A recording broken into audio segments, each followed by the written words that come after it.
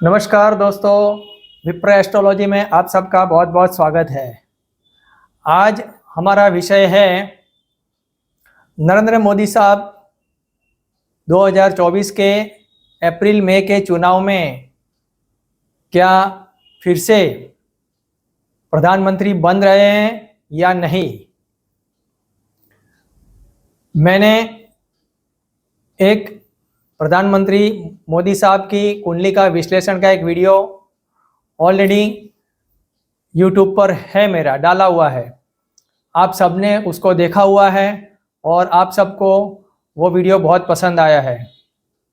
आप सबका बहुत बहुत धन्यवाद। सबसे पहले मैं ये स्पष्ट कर दूं कि मैं एक आम आदमी हूं। मैं किसी भी राजकीय पक्ष से मेरा कोई लेना देना नहीं है। ये मेरा जो आज का जो फल कथन है या विश्लेषण है वो केवल और केवल ज्योतिषीय मेरा ज्ञान और मोदी साहब की कुंडली के अनुलक्ष्य को ध्यान में रखते हुए ये मैंने मेरा ज्ञान के मुताबिक फल कथन किया हुआ है। तो आप ये मेरा फल कथन ध्यान से सुनिए और मेरी चैनल को सब्सक्राइब कीजिए, लोगों में शेयर कीजिए और लाइक भी कीजिए। ये जो मेरा कैलकुलेशन है ये खास करके अप्रैल से जून तक के ग्रहों की जो चाल है उस दौरान की उसको ध्यान में रखते हुए ही ये किया हुआ है। तो आप सब लोग मेरे साथ 15-20 मिनट जुड़े रहिए और ये ध्यान से देखें। तो आइए चलते हैं अपन मोदी साहब की कुंडली की ओर। जो मैंने पिछले एपिसोड में कही थी उस हिसाब से उनकी जन्म तारीख 17 सितंबर 1950, जन्म का समय सुबह 10:15 बजे और स्थल बड़नगर, महसाना डिस्ट्रिक्ट। तो ये तुला लग्न की कुंडली बनती है। मैंने उनकी कुंडली का विश्लेषण इसी कुंडली के हिसाब से किया हुआ था। तो आइए शुरू करते हैं। तो अब क्या है कि हम जो भी आने वाले समय का कुछ प्रिडिक्शन या फल कथन करते हैं तो उस फल कथन का मुख्य दो आधार होता है। एक जो गोचर भ्रमण जो ग्रहों का होता है, शनि, राहु, सूर्य, मंगल, बुध, ये सब ग्रहों का गोचर भ्रमण उस वक्त कैसा है, हमारे फेवर में है या अनफेवर में है।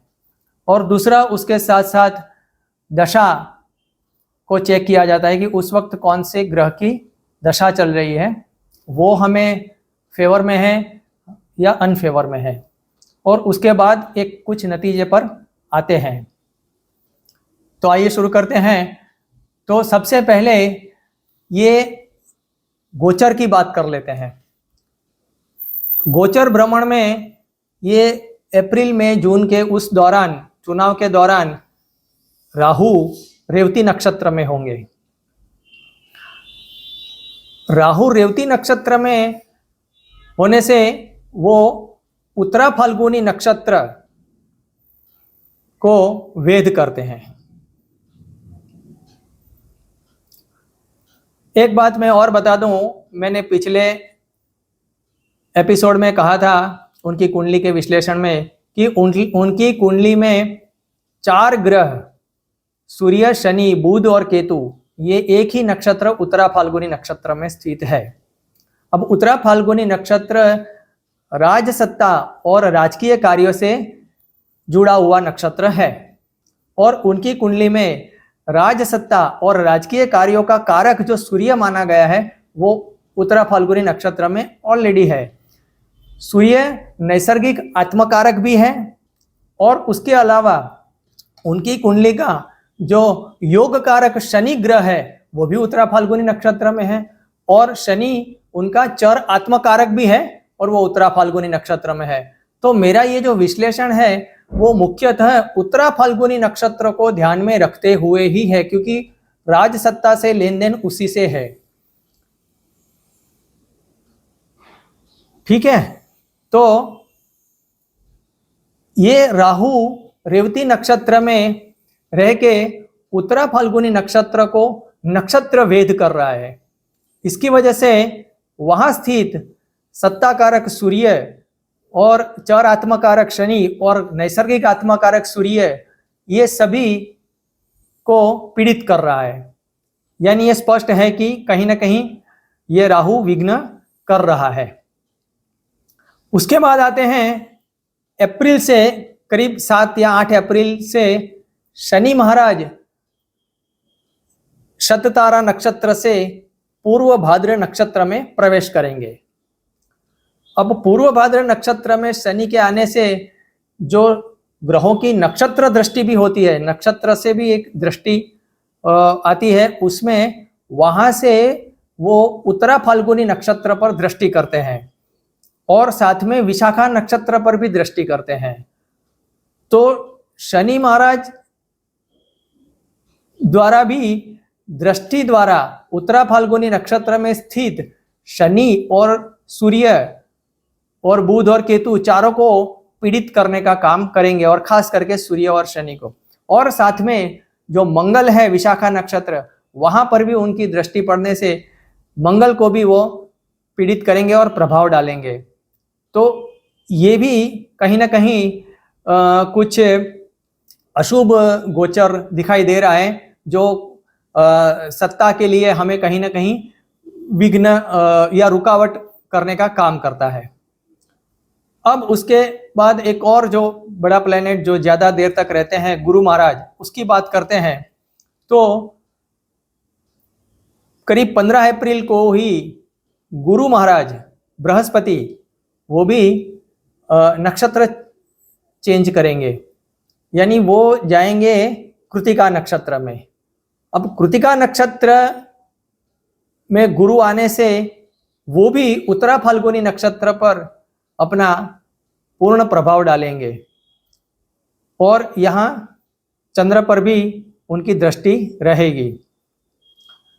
तो उत्तरा फाल्गुनी पर ये गुरु का जो नक्षत्र दृष्टि का प्रभाव रहेगा वो शुभ है, क्योंकि गुरु शुभ ग्रह है। और उत्तरा फाल्गुनी नक्षत्र और कृतिका नक्षत्र वो नव तारा में एक ही सूर्य के विषोत्तरी दशा के अनुसार सूर्य के नक्षत्र कहे गए हैं। तो ये उत्तरा फाल्गुनी नक्षत्र में सूर्य और शनि पर गुरु का पूर्णतः शुभ प्रभाव रहेगा। ये कुछ सुधारने का काम करेंगे। वहां सातवीं दृष्टि से सीधे चंद्र पर भी प्रभाव डालेंगे, तो वहां पर भी शुभ प्रभाव रहेगा, जहां पे मंगल भी है और चंद्र भी है। कहने का मतलब यह है कि गुरु महाराज अकेले एक सपोर्ट में या प्रोटेक्टर के तौर पर आ रहे हैं। अब उसके साथ हम थोड़ा सा और भी जो ग्रह है जो थोड़े से जल्दी राशि या नक्षत्र बदलते हैं, जैसे सूर्य है, मंगल है, बुध है, शुक्र है, जो करीब 10-15 दिन या 20 दिन एक ही नक्षत्र में रहते हैं और चेंज कर देते हैं। तो उनका क्या क्या प्रभाव रहेगा उस दौरान, तो ये देखा मैंने, उसका कैलकुलेशन भी किया है। तो ये करीब ऐसा है कि सूर्य, मंगल, बुध, शुक्र, ये भी जो 4 ग्रह हैं, ये भी करीब 1 अप्रैल से लेकर 30 मई तक ये इनका जो भ्रमण है वो भी अशुभ नक्षत्रों से ही जा रहा है, करीब श्रवण नक्षत्र से लेके रेवती तक, क्योंकि वो सब वहां पे उनको निधन नक्षत्र भी आता है और ये रेवती में आने के बाद वापस वेद भी करता है। तो ये भी 1 अप्रैल से लेकर 30 मई तक ये 4 ग्रहों का भी शुभ गोचर नहीं है। तो कहने का मतलब, अगर हम गोचर का जो मैंने ये एनालिसिस किया उसमें सभी ग्रहों में देखा जाए तो केवल गुरु अकेला एक शुभ गोचर चल रहा है, उसी का अकेले का सपोर्ट है, बाकी सपोर्ट नहीं है। और खास करके शनि राहु जो पाप ग्रह हैं वो बहुत ही अशुभ दशा, अशुभ प्रभाव डाल रहे हैं। अब हम आते हैं दशा के ऊपर। दशा में जो पाराशर जी ने दशा अध्याय लिखा हुआ है पाराशर होरा शास्त्र बुक में, तो उसमें बहुत सारी दशाएं समझाई हुई है, 20-25 जितनी दशाएं हैं, अलग अलग अलग अलग अलग। लेकिन हमारे पूरे भारत में और करीब विश्व में भी ज्यादातर लोग विषोत्तरी दशा को ध्यान में रखते हैं और उसी के आधार पर फल कथन करते हैं, उसी के आधार पर फल कथन करते हैं। लेकिन मैं यहाँ पे 2 दशा के बारे से हम चर्चा करेंगे क्रॉस चेक के लिए। तो सबसे पहले हम विषोत्तरी दशा की ही बात कर लेते हैं।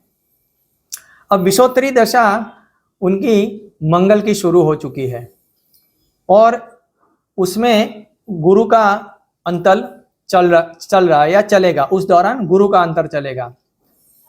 अब यहाँ पे मंगल उनकी कुंडली में स्वग्रही होने के बावजूद मैं ये कह सकता हूं कि मंगल की दशा उनके लिए किसी भी तरह शुभ नहीं है। क्यों? उसके 4 पॉइंट खास ध्यान देने लायक है।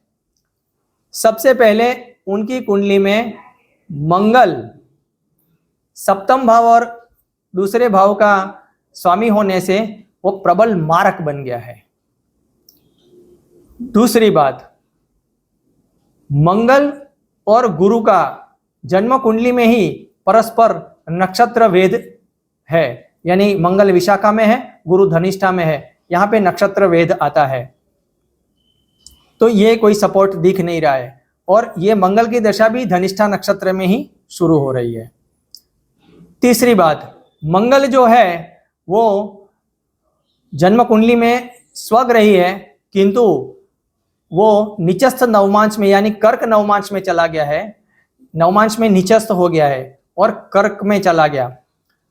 जो कर्क 4 यानी मंगल का बल कम हो गया है और ये कर्क राशि उनका 10th भाव है कुंडली में, तो यहाँ पे कहीं ना कहीं 10th भाव पर प्रभाव पड़ता दिख रहा है। चौथी महत्व की बात जो मैं कहने जा रहा हूँ वो एक बहुत सिंपल सादा रूल है, जो भी मेरे ज्योतिष के मित्र हैं उनको भी शायद ये काम आ जाए कि कोई भी इंसान की जो विषोत्तरी दशा होती है वो जन्म के बाद तो पहली, दूसरी, तीसरी, चौथी, 5वीं, 6ठी, 7वीं, और आप सब जानते हैं कि 7वां नक्षत्र बहुत ही खतरनाक और निधन नक्षत्र माना गया है। तो मैंने बहुत से लोगों की कुंडली में देखा हुआ है कि 7वीं दशा यानी 7वें नक्षत्र की जो दशा स्टार्ट होती है वो हमेशा प्रॉब्लम क्रिएट करती है, यानी बहुत सारी समस्याएं लेकर आती है। तो ये इनकी 7वें नक्षत्र की यानी 7वीं दशा ये मंगल की शुरू हो चुकी है। तो ये 4 फैक्टर मुझे ये स्पष्ट दिखाई दे रहे हैं कि ये मंगल की दशा उनको किसी भी तरह से शुभ फल दे नहीं सकती। आइए अब हम एक और दशा से भी थोड़ा विश्लेषण करते हैं। ये दशा जिस पर मैं बहुत अधिक भरोसा करता हूँ और मैं इस पे रिसर्च भी कर रहा हूँ, और ये दशा शिवजी ने माँ पार्वती को समझाई थी और कहा था कि ये दशा का कलयुग में बहुत अत्यधिक प्रभाव रहेगा और ये दशा का नाम है योगिनी दशा, और कहा कि ये अष्ट योगिनी और उसके अंदर अष्ट प्रत्यंतर यानी 64 योगिनी की ये दशा है जो आपके ही स्वरूप है और आपके ही प्रभाव में वो मनुष्य सुख दुख भोगेगा। तो ये योगिनी दशा है, मैं उसके बारे में भी थोड़ा सा बात कर लेता हूँ। तो अब योगिनी दशा में आते हैं तो उसमें भी उनकी मंगल की दशा चल रही है। अब जो मैंने जो कुंडली का समय निकाला है उस हिसाब से योगिनी दशा में राहु की अंतर्दशा चल रही है करीब दिसंबर तक, दिसंबर 2024 तक। तो मंगल में राहु ये बहुत ही अशुभ होता है और योगिनी दशा में दशाओं के नाम भी होते हैं। मंगल की दशा को भ्रामरी बोलते हैं और राहु की दशा को संकटा बोलते हैं, यानी संकट शुरू हो चुके हैं। इसमें एक बड़ी गौर करने वाली बात यह भी है कि ये जो योगिनी दशा है मंगल की, ये आश्लेषा नक्षत्र में शुरू हुई है और आश्लेषा नक्षत्र वो उत्तरा फाल्गुनी नक्षत्र के लिए शुभ नक्षत्र नहीं है, शुभ फलदायक नहीं है। तो यहाँ योगिनी दशा भी उनको कोई सपोर्ट नहीं कर रही है और उसमें अंतर्दशा राहु की। बाकी का तो मैंने पहले ही बता दिया कि मंगल मारक है और नीचस्थ नवमांश में है। एक चीज और मैंने गौर की कि ये जो योगिनी दशा मैंने कहा आश्लेषा नक्षत्र में शुरू हुई है। अब आश्लेषा नक्षत्र कर्क राशि में आता है और इनकी कुंडली में कर्क राशि 10वें भाव पे है, सत्ता भाव में है, यानी सत्ता भाव प्रभावित हो रहा है। यह स्पष्ट हो रहा है कि 10वां भाव प्रभावित हो रहा है और उसमें राहु की अंतर्दशा। अब देखिए कुंडली में राहु की 10वें भाव पर दृष्टि भी है, 10वें चंद्र पर भी दृष्टि है और मंगल पर भी दृष्टि है। तो उसमें मंगल में राहु की अंतर्दशा किसी भी तरह से ठीक दिखाई नहीं दे रही। दोनों तरफ से मंगल की दशा है और मंगल बहुत प्रबल मारक है और उसमें भी मैंने कुछ और टाइम निकाला है कि फरवरी महीने में ट्रांजिट भी कुछ मंगल का अशुभ है। तो मेरी विनंती है कि आप मोदी साहब को कि आप अपना स्वास्थ्य का ध्यान रखें, कहीं चोट न लग जाए उसका भी ध्यान रखें। ये बहुत ज़रूरी है। आपको देश की ज़रूरत है, चाहे आप प्रधानमंत्री बने या न बने, लेकिन आप अपना स्वास्थ्य का ध्यान रखें। दूसरी एक महत्वपूर्ण बात ये भी है, मेरे ध्यान में आई हुई है कि 25 मार्च फाल्गुन पूर्णिमा को 25 मार्च 2024 उस दिन चंद्र ग्रहण हो रहा है और ये चंद्र ग्रहण हस्त नक्षत्र में हो रहा है, जो कि उत्तरा फाल्गुनी नक्षत्र के लिए शुभ नक्षत्र है, संपत्ति नक्षत्र है। किंतु वहां पे ग्रहण होने से उनको वहां का जो बेनिफिट मिलना चाहिए केतु का, वो कहीं ना कहीं वहां पे ग्रहण लग जाने से रुकता हुआ दिखाई दे रहा है। अब उसके बाद बैक टू बैक 15 दिन में ही अमावस्या के दिन यानी 8 अप्रैल 2024 को सूर्य ग्रहण भी हो रहा है और ये बहुत बड़ा सूर्य ग्रहण हो रहा है और ये ग्रहण रेवती नक्षत्र में हो रहा है। तो यहाँ पे रेवती में सूर्य आने से और ग्रहण लगने से वो सीधा उत्तरा फाल्गुनी को नक्षत्र भेद भी कर रहा है, मैंने पहले ही कहा। तो ये सूर्य ग्रहण भी कहीं ना कहीं उनको अशुभ फल देने का इशारा कर रहा है। तो ओवरऑल कहने का मतलब यह है कि जो अभी ये सब कैलकुलेशन किया है उन सबको ध्यान में रखते हुए जो गोचर और दशा, मंगल की दशा और ग्रहों के गोचर को ध्यान में रखते मैं ये निष्कर्ष पर आ रहा हूं कि केवल और केवल गुरु का ट्रांजिट यानी गोचर बहुत ही अच्छा है, शुभ है जुलाई महीने तक। तो उनके फिर से प्रधानमंत्री बनने के जो चांसेस है वो करीब एक ही खिड़की खुली है गुरु की, बाकी सब खिड़कियां बंद हो चुकी है। तो इस पर ये मैं कह सकता हूं कि उनके फिर से 2024 में ये जो चुनाव मई अप्रैल में हो रहा है उस वक्त तो प्रधानमंत्री बनने के चांसेस करीब करीब केवल और केवल 10% है, 90% नहीं है। और 10% केवल मैं गुरु के